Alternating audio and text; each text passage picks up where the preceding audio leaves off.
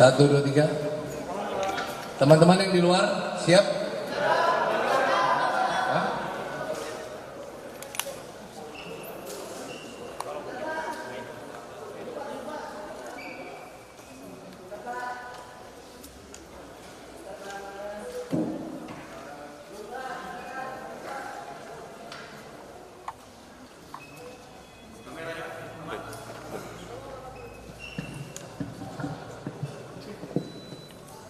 Udah nggak usah dihitung. Siap ya teman-teman ya? Belum Pak.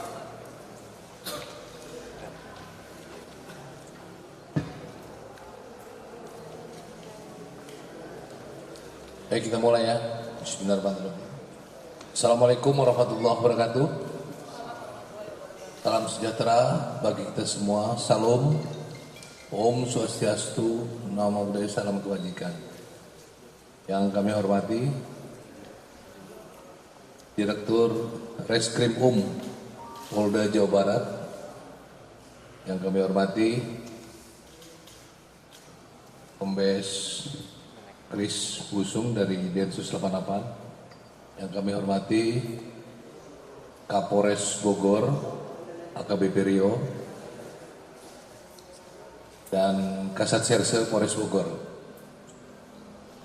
dan yang kami hormati dan kami banggakan rekan-rekan media. Sore ini saya akan menyampaikan press release terkait peristiwa meninggalnya Bribda IDF akibat tertembak oleh Bribda IMP.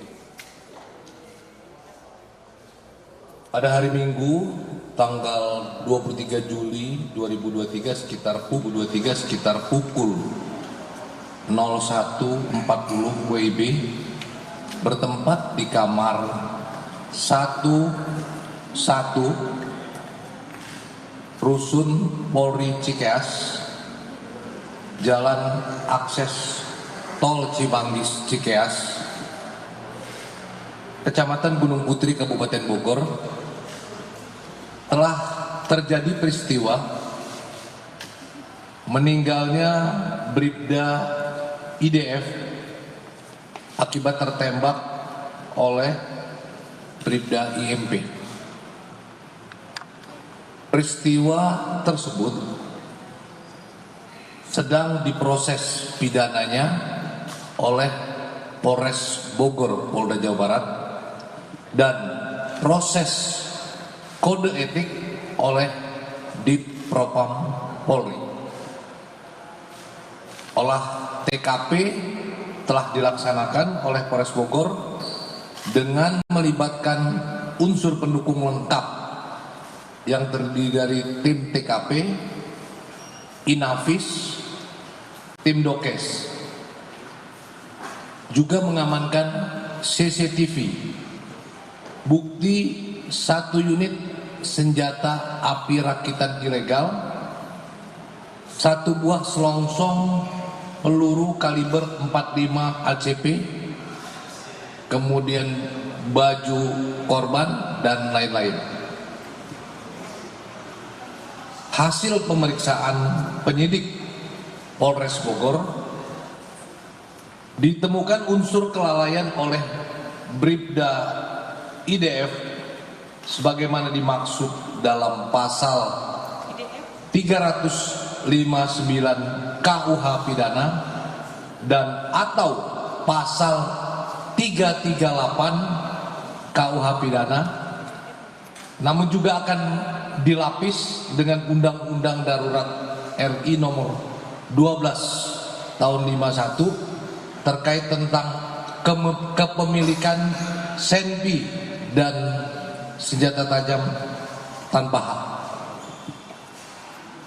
Dipropam Polri telah melakukan gelar perkara yang melibatkan satker terkait,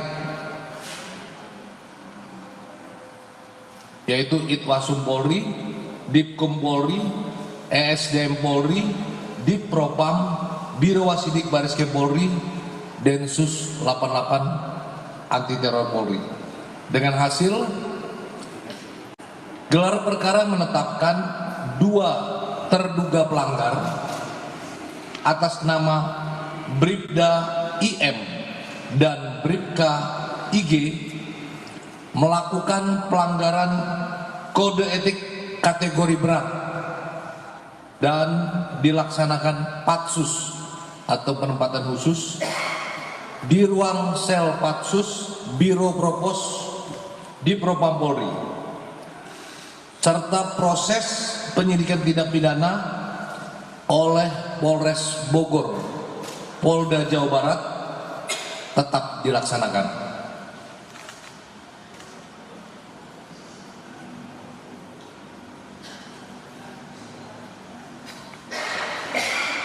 Penjelasan di atas, ditemukan dugaan pelanggaran kode etik terhadap Bribda IDF, Bribda IM dan Bribka IG sebagaimana dimaksud dalam pasal 13 ayat 1 Peraturan Pemerintah RI nomor tahun 2003, pasal 8 huruf C, pasal 10 ayat 1 huruf F, pasal 10 ayat 6 huruf A dan B Perpol nomor 7 tahun 2022 terhadap kedua personel tersebut. Sekali lagi, saat ini kedua terduga pelanggar tersebut telah dilakukan patsus di Biro Propos di Propam Polri. Kami sampaikan, Polri berkomitmen menindak tegas dan objektif dalam peristiwa ini. Dan saat ini dalam proses pidana juga proses kode etik profesi Polri. Baik rekan-rekan, itu yang kami sampaikan. Ya. Bersama kami ada Kapolres, ada Dirpidum, Direktur Reskrim Polda Jabar. Bila ada yang ingin ditanyakan silakan. Ya, dari kanannya.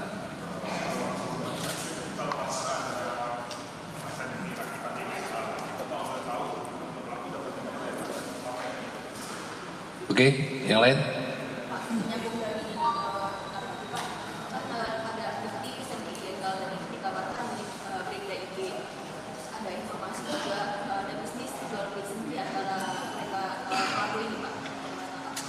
Oke. Ya, silakan. Pak, ini ada pengamat yang menilai untuk melibatkan pihak eksternal untuk ikut menyelidiki kasus ini. Nah, kemudian apakah dari pihak Polri sendiri akan mengikuti rekomendasi ini untuk mencegah rekomendasinya? Melibatkan pihak eksternal, Pak, terutama keluarga untuk ikut mungkin ikut hasil otopsi, kemudian diundang rekonstruksi dan segala macam untuk mencegah terjadinya asumsi politik yang tidak objektif belajar dari kasus Sambo kemarin, Pak. Oke, cukup etika dulu ya. Sebelum dijawab, kami persilakan Pak Kapolres Bogor untuk menyampaikan kronologisnya dulu ya.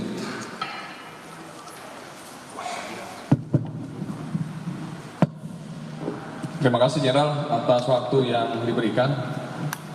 Assalamualaikum warahmatullahi wabarakatuh. Salam Om Swastiastu, Namo Buddhaya, salam kebajikan, salam presisi. Mohon izin kepada teman-teman media, kami akan menjelaskan kronologis kejadian yang mengakibatkan korban meninggal dunia di Kecamatan Cikeas, Gunung Putri. Yang pertama, waktu kejadian yaitu hari Minggu tanggal 23 Juli tahun 2023 pukul 01.40 waktu Indonesia Barat. Untuk TKP-nya Aspol Polri, Jalan Akses Tol Cimanggis, Cikeas Udik, Kecamatan Gunung Putri, Kabupaten Bogor, Jawa Barat. Kronologis kejadian, pada hari pada hari Sabtu tanggal 22 Juli 2023 pukul 20.40 waktu Indonesia Barat di Rusun Polri, tersangka IM bersama saksi AN dan saksi AY berkumpul di kamar saksi AN.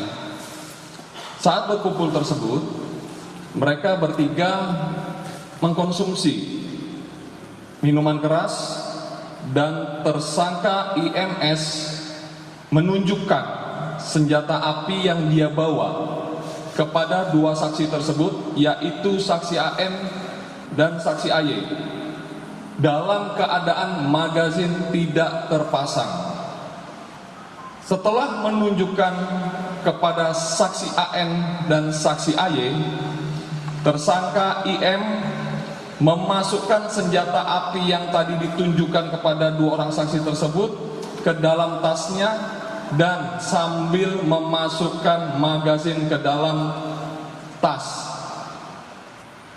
Dari hasil rekaman CCTV yang kami dapat menunjukkan pada pukul 01.39 menit lewat 09 detik korban ID memasuki kamar saksi AN, dan menurut keterangan saksi AY dan AN, tersangka IM kembali mengeluarkan dan menunjukkan senjata api yang tadi ditunjukkan kepada para saksi, itu ditunjukkan kepada korban ID.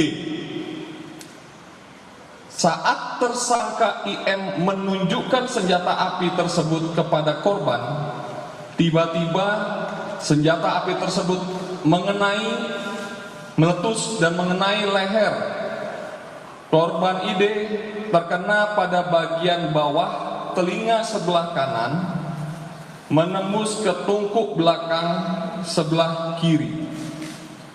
Setelah itu terlihat pada rekaman CCTV, saksi AN dan saksi AY keluar dari TKP pada pukul 01.43 detik. Jadi perkiraan kejadian berdurasi dari masuk sampai ada saksi yang keluar selama 3 menit lewat 53 detik. Akibat kejadian tersebut, korban ID meninggal dunia dalam perjalanan ke rumah sakit. Teman-teman media yang kami hormati, korban atas nama ID 20 tahun merupakan anggota Polri. Saksi-saksi yang telah diperiksa oleh penyidik Polres Bogor sebanyak 8 orang saksi, dan barang bukti yang telah kami sita yaitu pertama rekaman CCTV rusun aspal tersebut. Yang kedua adalah satu pucuk senjata api jenis pistol rakitan non-organik, satu buah selongsong peluru kaliber 45 ACP, satu buah proyektil peluru kaliber 45 ACP, handphone korban, handphone saksi, handphone pelaku, dan yang lain-lain. Lalu Polres Bogor menetapkan jumlah tersangka sebanyak 2 orang, sementara masih dipatsus di Divpropam Mabes Polri dengan inisial IMS, umur 23 tahun, pekerjaan Polri sebagai pengguna senjata api. Yang kedua, inisial IGD, umur 33 tahun, Polri sebagai pemilik senjata api. Pasal yang kami terapkan yaitu untuk tersangka IMS, pasal 338 dan atau 359 KUHP dan atau Undang-Undang Darurat nomor 12 tahun 1951. Serta untuk tersangka IGD pasal 338, junto 56 dan atau 359, junto 56 KUHP dan atau Undang-Undang Darurat Nomor 12 Tahun 1951. Untuk ancaman pidananya, pidana hukuman mati atau hukuman penjara seumur hidup atau hukuman penjara sementara setinggi-tingginya 20 tahun. Penyidikan kami laksanakan di Polres Bogor. Demikian Jenderal yang dapat kami sampaikan. Wabillahi taufiq wal hidayah. Wassalamualaikum warahmatullahi wabarakatuh. Terima kasih ya. Nanti rekan-rekan pertanyaan rekan-rekan dijawab ya terkait pidana.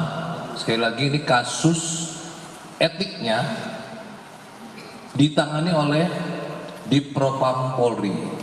Ya, kenapa? Karena terduga pelanggar merupakan anggota Densus 88 anti teror Polri dan merupakan satker di bawah Mabes Polri, sehingga penanganan etiknya dilakukan di Dipropam Polri. Sedangkan kasus ini ditangani di Polres Bogor karena lokus deliktinya di wilayah hukum Kabupaten Bogor, Provinsi Jawa Barat, di wilayah hukum Polda Jawa Barat. Ya, sebelum pertanyaan yang lain, tadi ada 3 pertanyaan yang sudah diajukan. Kami persilakan Dirreskrim Polda Jawa Barat untuk menjawab.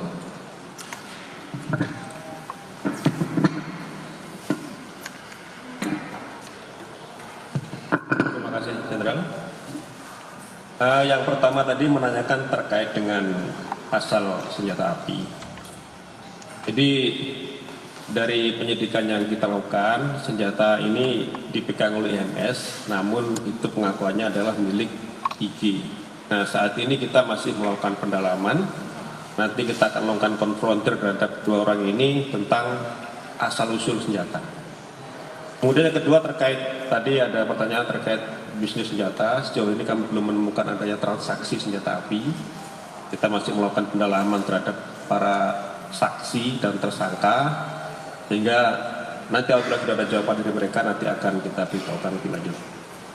Kemudian yang ketiga terkait dengan keluarga korban yang memang ingin dilakukan penyidikan secara transparan. Kami pada prinsipnya pihak Polres Bogor akan melakukan penyidikan secara transparan. Jadi dipersilakan nanti pihak keluarga boleh melakukan komunikasi dengan penyidik, sehingga nanti kita bisa membuka hasil penyidikan, hasil otopsi secara transparan. Demikian jawaban dari kami. Terima kasih.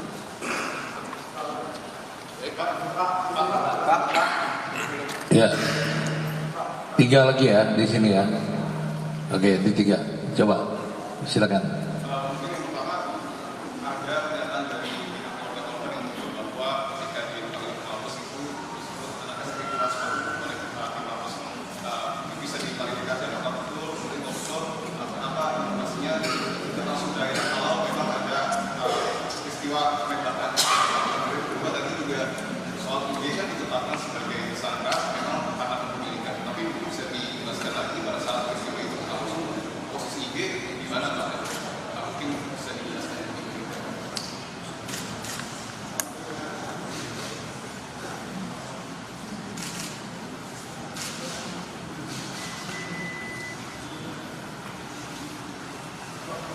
Terus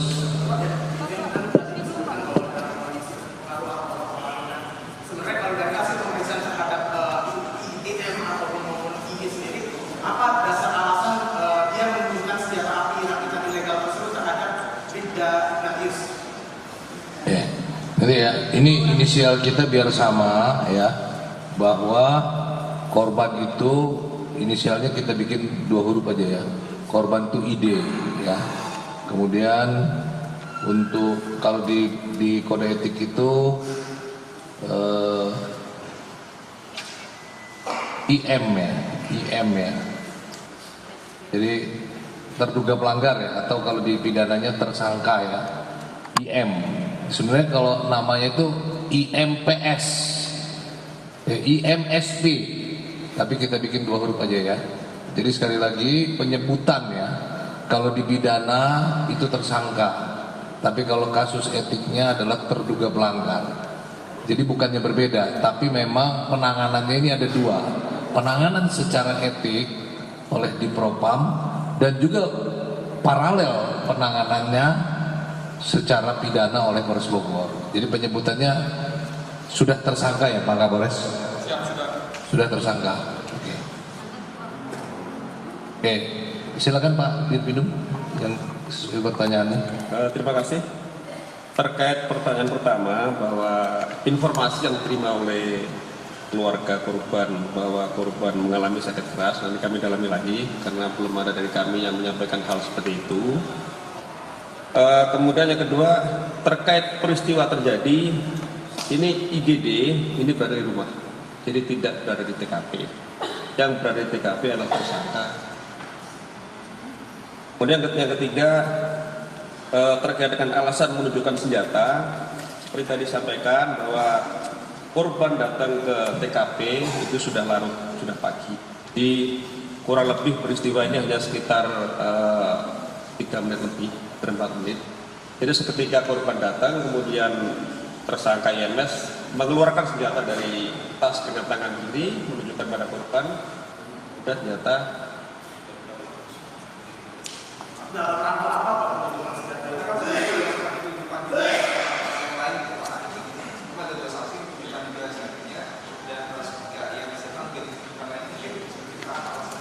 Sejauh ini dia hanya menunjukkan saja, menunjukkan bahwa ada senjatanya.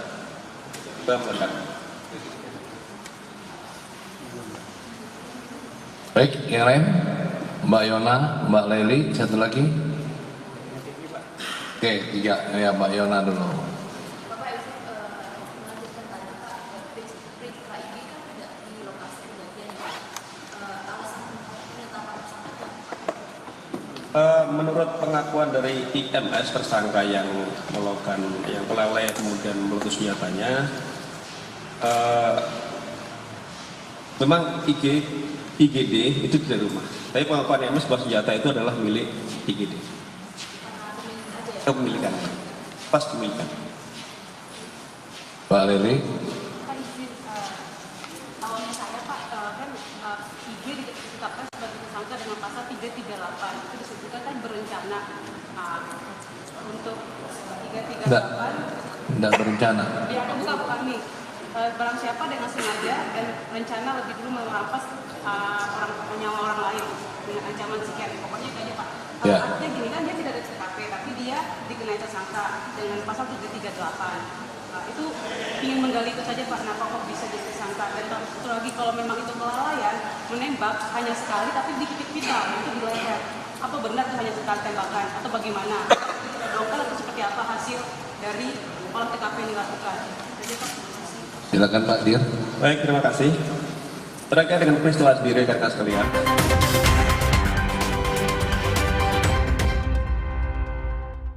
Kemudian mengarahkan kepada korban senjata itu meletus. Sehingga pasal utama sebenarnya adalah kelalaian. Kelalaian mengakibatkan matinya orang. Nah, kita lapis dengan pasal 338 terkait dengan pembunuhan. Dan yang utama adalah tentang Undang-Undang Darurat Nomor 12 Tahun 51 karena itu ancaman hukumannya paling tinggi. Ya, 3 lagi ya. Cukup 3 lagi ya.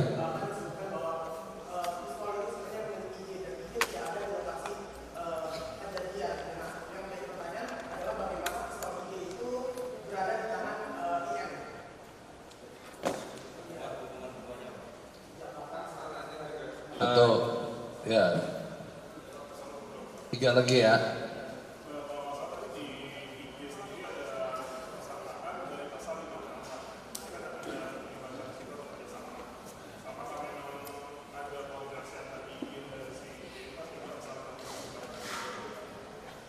Oke, satu lagi.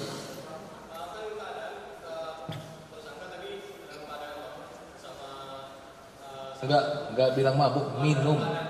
Ya, yang bilang mabuk di sana enggak.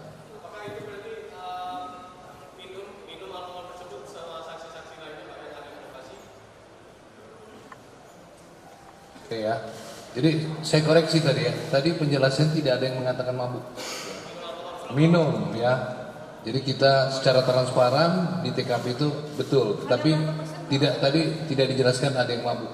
Tidak dijelaskan. jelaskan. Berarti kalau itu kadar kesadaran dia berapa persen waktu saat kejadian itu, Pak? Oke, silakan Pak Dir jelas. Baik, terima kasih. Ini masih kita dalami rekan Kasela terkait pistol senjata ini, bagaimana antara IMS dan IGD. Ini akan kita konfrontir lebih lanjut. Apakah memang dipinjamkan atau ada hubungan lain? Ini sedang mau kita konfrontir supaya lebih jelas. Dan kita nanti akan membuktikan dengan rekaman CCTV.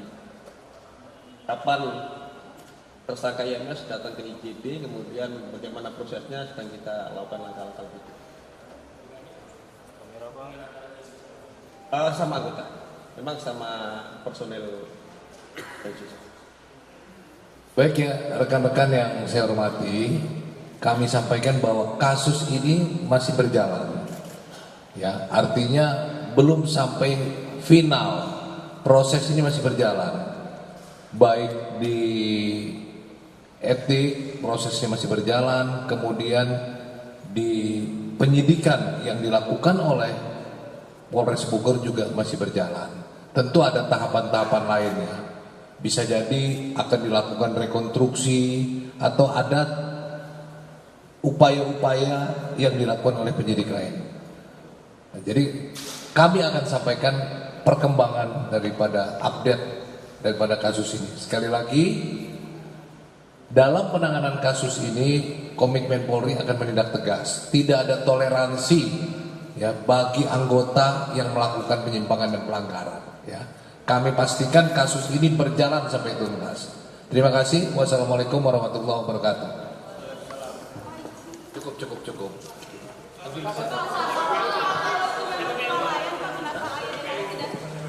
Tidak juga di